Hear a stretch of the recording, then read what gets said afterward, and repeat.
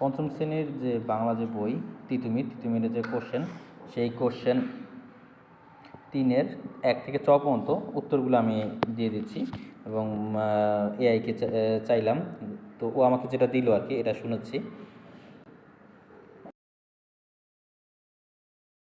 আপনার দেওয়া ছবিটি শহীদ তিতুমির সম্পর্কিত পাঠ্য বইয়ের অনুশীলনী।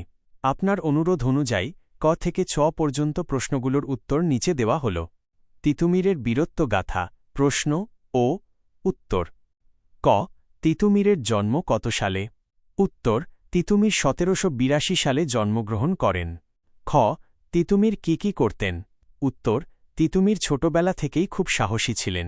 তিনি কুস্তি শিখতেন, লাঠি খেলা শিখতেন এবং শরীরচর্চা করতেন। এছাড়া তিনি সাধারণ মানুষের অধিকার রক্ষায় কাজ করতেন। গ. ম্যাজিস্ট্রেট আলেকজান্ডারকে কেন পাঠানো হয়েছিল?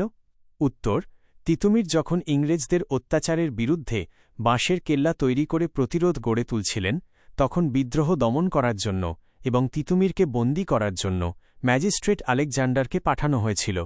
ঘ. নীলকরেরা কিভাবে চাষীদের ওপর অত্যাচারের প্রতিবাদ করেছিলেন?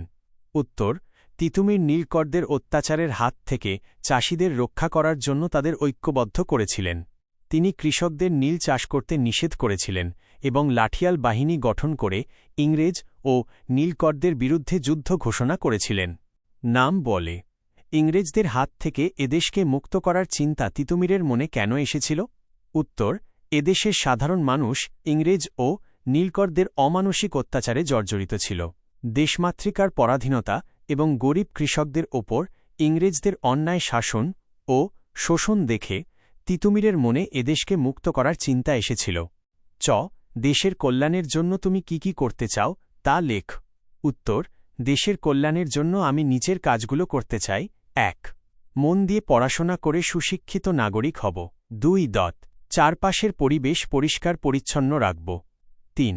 বড় হয়ে মানুষের সেবা করব এবং অন্যায় দেখলে প্রতিবাদ করব। 4. দেশের সম্পদ নষ্ট করব না এবং নিয়ম কানুন মেনে চলব। সহায়িকা নোট: এই উত্তরগুলো সাধারণত চতুর্থ বা পঞ্চম শ্রেণীর বাংলা পাঠ্য বইয়ের বীর শহীদ তিতুমির অধ্যায়কে ভিত্তি করে তৈরি করা হয়েছে।